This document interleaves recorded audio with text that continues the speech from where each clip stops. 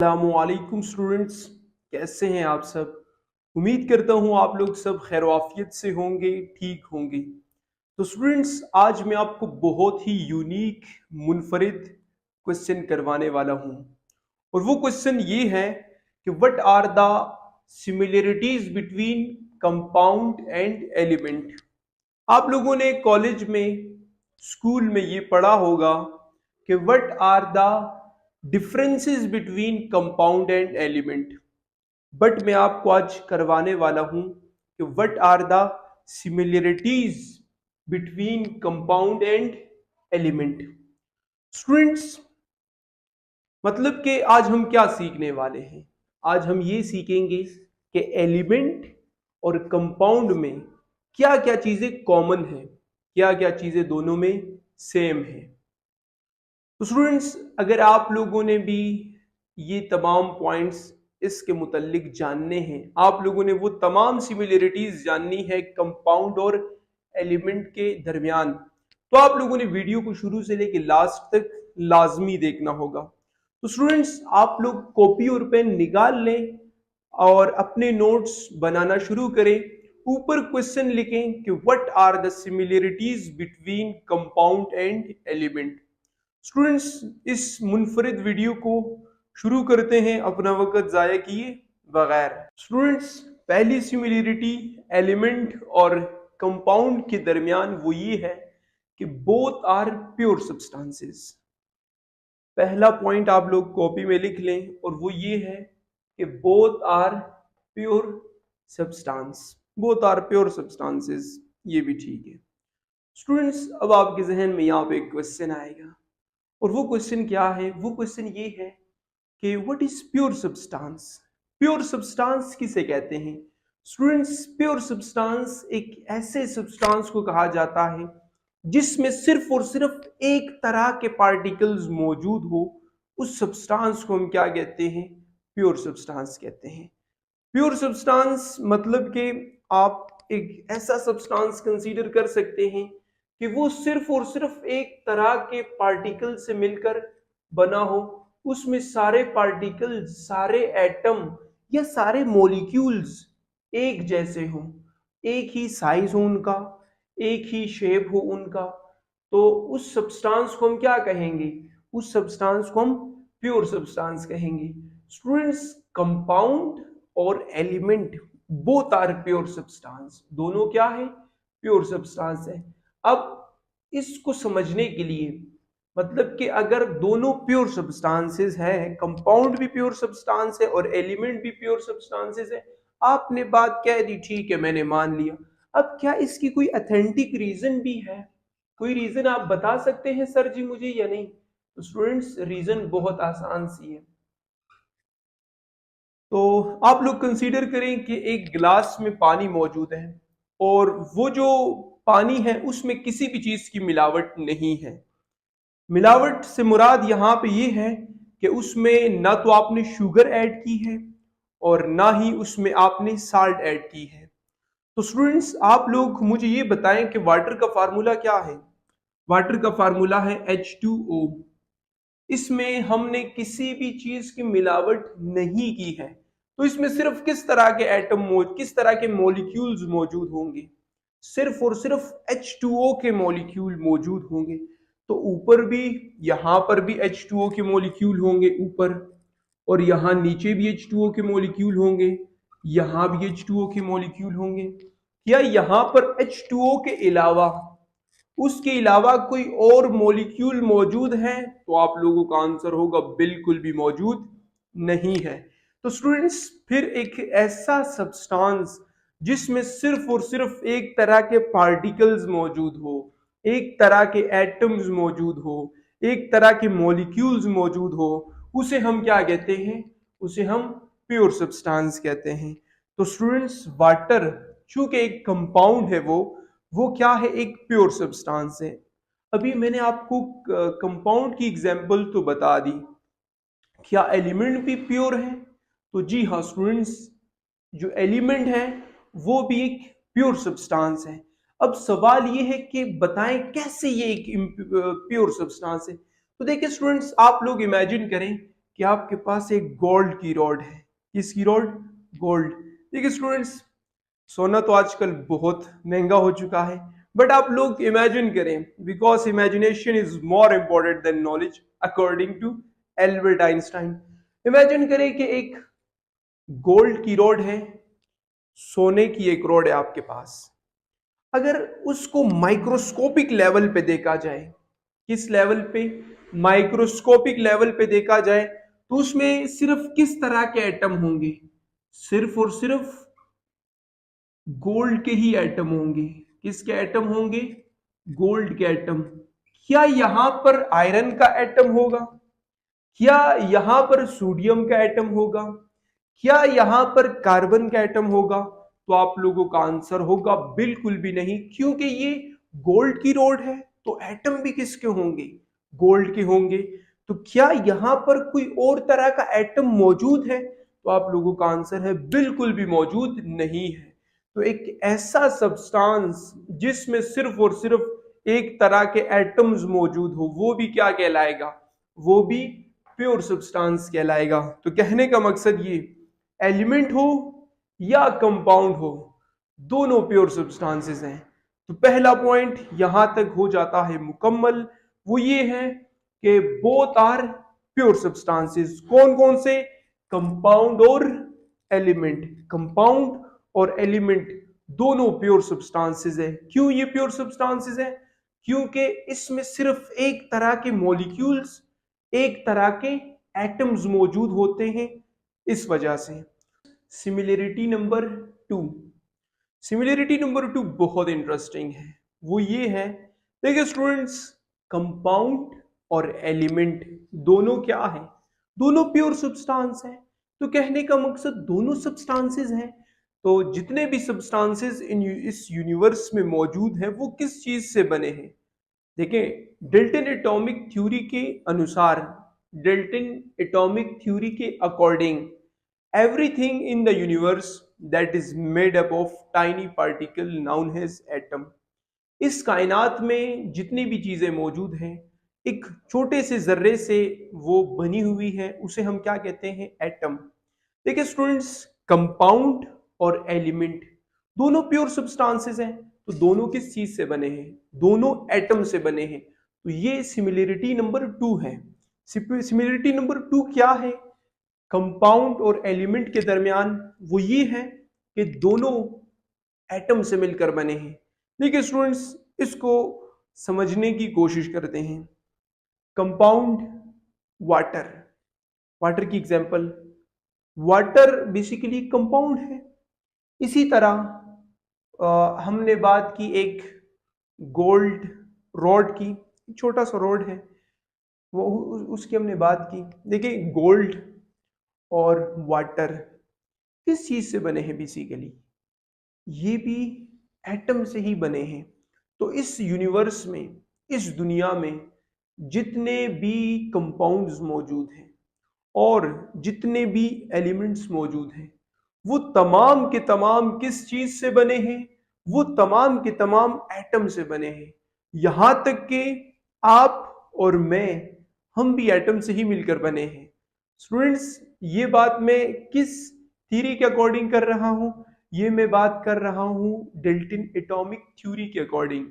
वो Dalton atomic theory ये कहती है कि इस कायनात में जितनी भी चीजें हैं, वो ख्वाह आपका ये मोबाइल ही क्यों ना हो जिससे आप देख रहे हो, या लैपटॉप है या कंप्यूटर है, कुछ भी, ये भी एटम से ही बना है।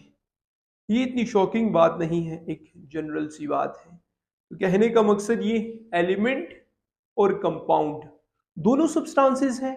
तो दोनों किस चीज से बने हैं? दोनों एटम से बने हैं। दोनों में ये भी सिमिलरिटी है कि both are made up of atom.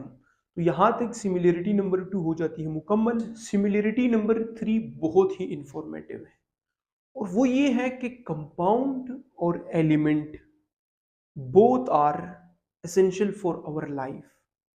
देखिए स्टूडेंट्स, सिमिलरिटी नंबर 3 क्या है कि both are essential for life.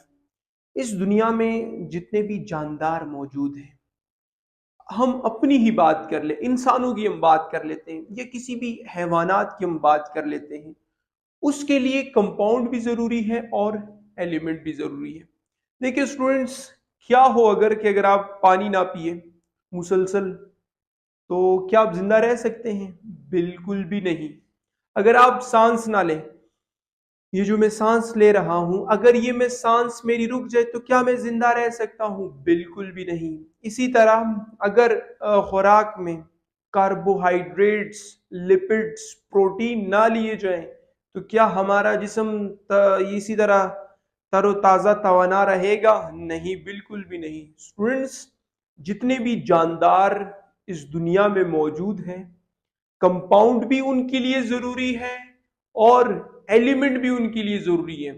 तो compound and element both are essential for life, for our life, हमारी जिंदगी के लिए भी इंपॉर्टेंट है। देखिए स्टूडेंट्स, हम खाना खाते हैं, उससे हमें कार्बोहाइड्रेट्स भी मिलती हैं इन द फॉर्म ऑफ एनर्जी, और लिपिड्स, प्रोटीन वगैरह वगैरह बहुत सारी चीज़ें उसमें होती हैं। तो स्टूडेंट्स, वो बेसिकली क्या है? कार्बोहाइड्रेट्स, लिपिड्स क्या है? कंपाउंड्स हैं।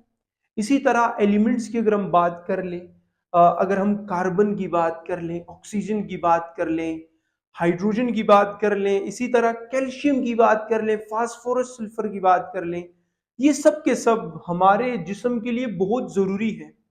तो तीसरी सिमिलरिटी कंपाउंड और एलिमेंट के दरमियान ये है कि compound and element both are essential for life, दोनों जरूरी हैं लाइफ के लिए, जानदारों के लिए। सिमिलरिटी नंबर 4 बहुत ही सिंपल है। वो ये है कि both are found in nature.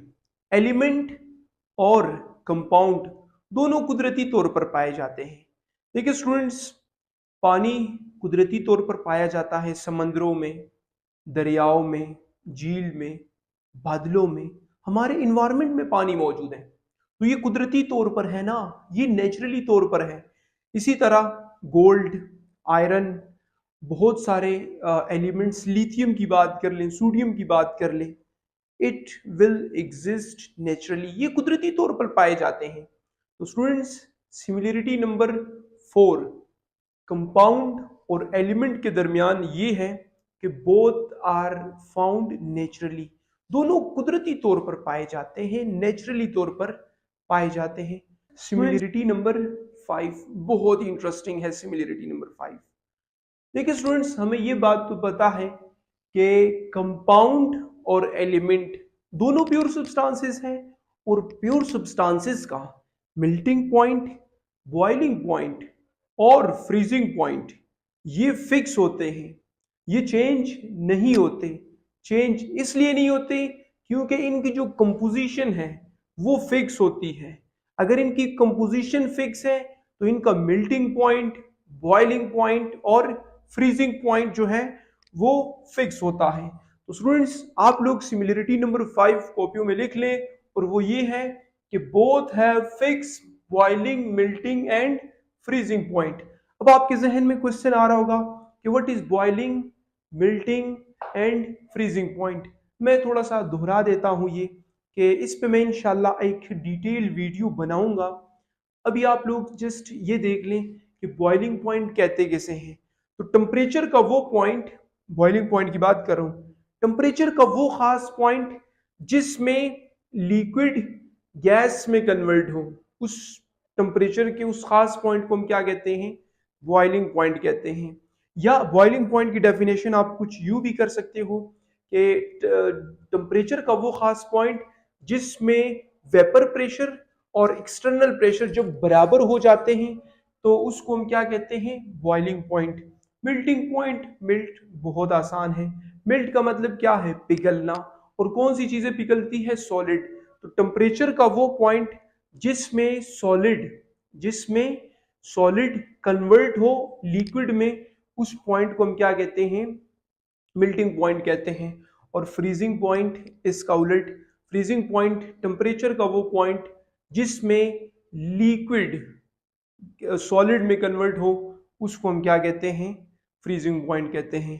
तो स्टूडेंट्स आप लोग ये पॉइंट अपने पल्ले बांध लें, और वो ये है कि कंपाउंड और एलिमेंट का बॉइलिंग पॉइंट, मेल्टिंग पॉइंट और फ्रीजिंग पॉइंट फिक्स होता है, चेंज नहीं होता। चेंज इसलिए नहीं होता क्योंकि इसकी जो कंपोजिशन है वो फिक्स होती है। तो स्टूडेंट्स सिमिलरिटी नंबर 6 वो ये है कि कंपाउंड और element both are exist in the form of solid, liquid and gas. कहने का मकसद ये कि कंपाउंड और एलिमेंट दोनों सॉलिड फॉर्म में भी पाए जाते हैं, लिक्विड फॉर्म में भी पाए जाते हैं और गैस की फॉर्म में भी पाए जाते हैं। देखिए स्टूडेंट्स आप लोग पॉइंट नंबर 6 नोट्स में या कॉपी में लिख लें, वो ये कि both exist in solid, liquid and gas form. Compound और एलिमेंट दोनों सॉलिड फॉर्म में भी पाए जाते हैं, लिक्विड फॉर्म में भी पाए जाते हैं और गैस की फॉर्म में भी पाए जाते हैं। मतलब कि दोनों का जो फिजिकल स्टेट है वो गैस भी हो सकता है, लिक्विड भी हो सकता है और सॉलिड भी हो सकता है। क्या इनकी कुछ एग्जाम्पल्स भी मौजूद हैं? तो जी हाँ स्टूडेंट्स, इसकी कुछ एग्जाम्पल्स मैं आपको बता देता हूँ। इसकी एग्जाम्पल्स तो अलबत्ता बहुत सारी हैं, एलिमेंट्स की और कंपाउंड्स की तो बहुत ही ज़्यादा है। मैं आपको कुछ इनकी एग्जाम्पल बता देता हूँ कि कंपाउंड्स और एलिमेंट दोनों गैस की फॉर्म में भी एग्जिस्ट करते हैं और दोनों लिक्विड की फॉर्म में भी एग्जिस्ट करते हैं। इसी तरह वो सॉलिड की फॉर्म में भी एग्जिस्ट करते हैं। अब आप लोग देख ले कैसे। अगर हम बात कर लें हाइड्रोजन की, आपको ये बात तो पता है कि हाइड्रोजन एक एलिमेंट है। इसी तरह यहां पे मैंने लिखा है एफ। एफ सिंबल किसका है? एफ सिंबल है फ्लोरीन का। देखिए स्टूडेंट्स आपको फिर ये भी पता होगा कि दोनों की फिजिकल स्टेट क्या है। दोनों की फिजिकल स्टेट गैस है। मैं यहाँ पे सिर्फ जी लिखता हूं और जी का मतलब आप लोग कंसीडर करें कि गैस है। मतलब कि एलिमेंट किस फॉर्म में एग्जिस्ट कर रहे हैं? एलिमेंट गैस की फॉर्म में एग्जिस्ट कर रहे हैं। इसी तरह अगर हम बात कर ले मरकरी की, इसी तरह अगर हम बात कर ले ब्रोमीन की, तो स्टूडेंट्स आप लोगों को ये बात पता होनी चाहिए कि मरकरी और ब्रोमीन लिक्विड की फॉर्म में एग्जिस्ट करते हैं। किस फॉर्म में एग्जिस्ट करते हैं? लिक्विड की फॉर्म में एग्जिस्ट करते हैं। एल का मतलब आप लोग लिक्विड कंसीडर कर लें, ठीक है स्टूडेंट्स। हाइड्रोजन और फ्लोरीन दोनों एलिमेंट्स हैं, किस फॉर्म में एग्जिस्ट कर रहे हैं? गैस की फॉर्म में एग्जिस्ट कर रहे हैं। इसी तरह मरकरी और ब्रोमीन किस फॉर्म में एग्जिस्ट कर रहे हैं? लिक्विड फॉर्म में एग्जिस्ट कर रहे हैं। इसी तरह अगर हम बात कर लें सोडियम की, अगर हम बात कर लें आयरन की, तो इनकी फिजिकल स्टेट क्या है? इनकी फिजिकल स्टेट है सॉलिड। तो मतलब कि एलिमेंट सॉलिड भी हो सकता है, लिक्विड भी हो सकता है और गैस भी हो सकता है। चले एलिमेंट्स की बात तो हो चुकी है मुकम्मल। आप लोग अब देख लें कंपाउंड्स। कंपाउंड भी सॉलिड, लिक्विड और गैस की फॉर्म में एग्जिस्ट करते हैं। अगर हम यहां देख लें, ये फार्मूला है नाइट्रोजन डाइऑक्साइड का, और नाइट्रोजन डाइऑक्साइड की फिजिकल स्टेट क्या है? गैस। क्या है? गैस। इसी तरह अगर हम बात कर ले ऑक्टेन की, किसकी? ऑक्टेन। ऑक्टेन का जो फिजिकल स्टेट है वो लिक्विड है। क्या है? लिक्विड। इसी तरह अगर हम बात कर ले सोडियम क्लोराइड की, किसकी? सोडियम क्लोराइड की, इसकी फिजिकल स्टेट क्या है? इसकी फिजिकल स्टेट है सॉलिड। तो कहने का मकसद ये कंपाउंड, ये तीनों कंपाउंड्स हैं। कंपाउंड गैस में भी एग्जिस्ट कर रहा है, कंपाउंड लिक्विड भी है और कंपाउंड सॉलिड भी है। तो आप लोगों ने यहां पर कंपैरिजन तो कर लिया, वो ये कि एलिमेंट और कंपाउंड, एलिमेंट और कंपाउंड गैस की फॉर्म में भी एग्जिस्ट करते हैं, लिक्विड की फॉर्म में भी एग्जिस्ट करते हैं और सॉलिड की फॉर्म में भी एग्जिस्ट करते हैं।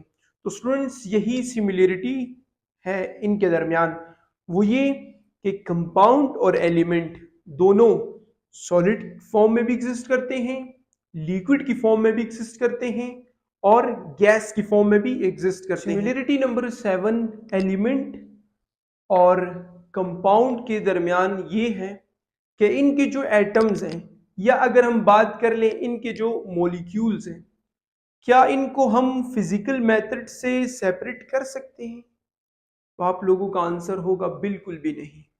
इनको हम फिजिकल मेथड से सेपरेट नहीं कर सकते। तो यही सिमिलरिटी नंबर 7 है इनके दरमियान।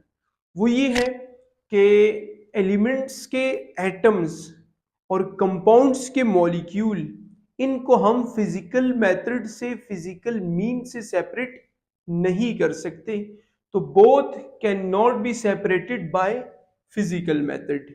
स्टूडेंट्स, आप लोग सिमिलरिटी नंबर 7 लिख लें कि इनके एलिमेंट्स के जो एटम हैं और कंपाउंड्स के जो मॉलिक्यूल्स हैं, इनको हम फिजिकल मेथड से सेपरेट नहीं कर सकते। सिमिलरिटी नंबर 8 वो ये है कि चूंकि हमें पता है कि कंपाउंड और एलिमेंट प्योर सब्सटेंसेस हैं। क्या है वो? प्योर सब्सटेंसेस हैं। तो दोनों की कंपोजिशन भी क्या होगी? यूनिफॉर्म होगी या नॉन यूनिफॉर्म?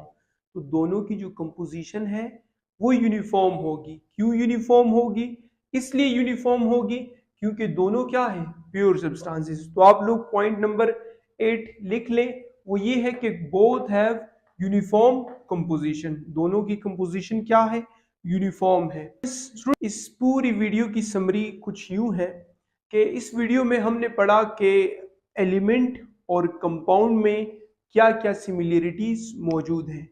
हमने ये देखा कि एलिमेंट और कंपाउंड दोनों प्योर सब्सटेंसेस हैं, दोनों एटम से मिलकर बने होते हैं, दोनों लाइफ के लिए बहुत जरूरी हैं, दोनों कुदरती तौर पर पाए जाते हैं, दोनों का मेल्टिंग पॉइंट, बॉइलिंग पॉइंट और फ्रीजिंग पॉइंट सेम फिक्स होता है।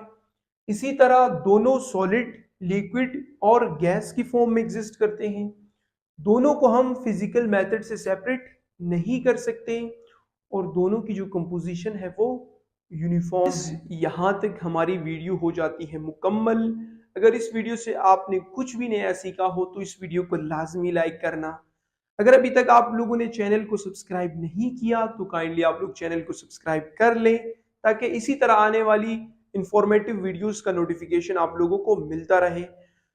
स्टूडेंट्स, इस वीडियो को दोस्तों के साथ शेयर करें ताकि इस वीडियो से ज्यादा लोग फायदा उठा सकें। आप लोगों से मिलते हैं एक नेक्स्ट इंफॉर्मेटिव वीडियो में। मुझे इजाजत दीजिए। अल्लाह हाफिज।